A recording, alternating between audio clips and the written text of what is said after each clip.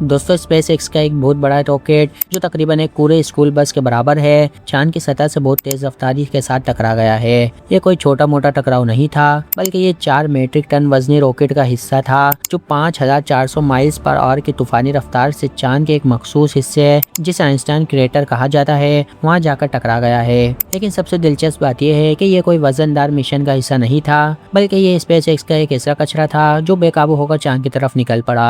आप सोच रहे होंगे कि आखिर ये रॉकेट स्पेस में क्या कर रहा था, तो कहानी यह है कि ये स्पेस एक्स का फेल्कन 9 रॉकेट का दूसरा हिस्सा है जिसे जनवरी 2025 में एक लूनर लैंडर के चांद की तरफ भेजने के लिए लॉन्च किया गया था। आमतौर पर जब रॉकेट स्पेस में जाते हैं तो उन्हें ये हिस्से जमीन की फजा में वापस आकर जल जाते हैं या समंदर में गिर जाते हैं, लेकिन इस मिशन को ज्यादा ताकत की जरूरत थी जिसकी वजह से ये हिस्सा स्पेस में ही फंस गया और आवारा घूमने लगा। सूरज की शुआओं और स्पेस की ग्रेविटी ने मिलकर इस रॉकेट को ऐसी डायरेक्शन दी कि ये सीधा चांद की तरफ निकल गया। स्पेस एक्स के मुताबिक ये टकराव जानबूझकर नहीं किया गया बल्कि स्पेस का ये कचरा बेकाबू होने की वजह से हुआ है। आपके जहन में सवाल आएगा कि हम इस धमाके को जमीन से देख सकते हैं, तो जवाब है नहीं। टकराव इतना जोरदार था कि चांद पर मिट्टी का एक बड़ा गुबार उठा होगा, लेकिन जमीन से आम आंख से इसे देखना लगभग नामुमकिन है। चांद के उस हिस्से पर नजर रखने वाले टेलीस्कोप और स्पेसक्राफ्ट की तस्वीरें आने में अभी कुछ घंटे लग सकते हैं। वैसे चांद से कचरा टकराना कोई पहली बार नहीं हुआ। इससे पहले 2022 में चाइना का एक रॉकेट चांद से टकराया था, 2023 में रशिया का लूना 25 मिशन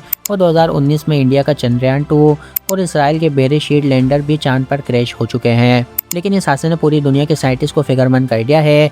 नासा अब स्पेस एक्स के साथ मिलकर इस बात पर काम कर रहा है कि फ्यूचर में ऐसा कचरा स्पेस में बेकाबू ना हो, क्योंकि नासा आने वाले सालों में चांद पर इंसानी आबादी और बेसिस बनाने का सोच रहा है और अगर ऐसी जगह पर कोई बेकाबू रॉकेट गिर जाए तो बड़ा नुकसान हो सकता है। ये हादसा हमें याद दिलाता है कि इंसान जमीन के साथ साथ अब स्पेस में भी कचरा फैलाने लगे हैं। आप किन सब पर क्या राय है हमें कमेंट्स में ज़रूर बताएं और ऐसी मज़ीद इन्फॉर्मेशन के लिए हमारे चैनल को सब्सक्राइब करें। शुक्रिया।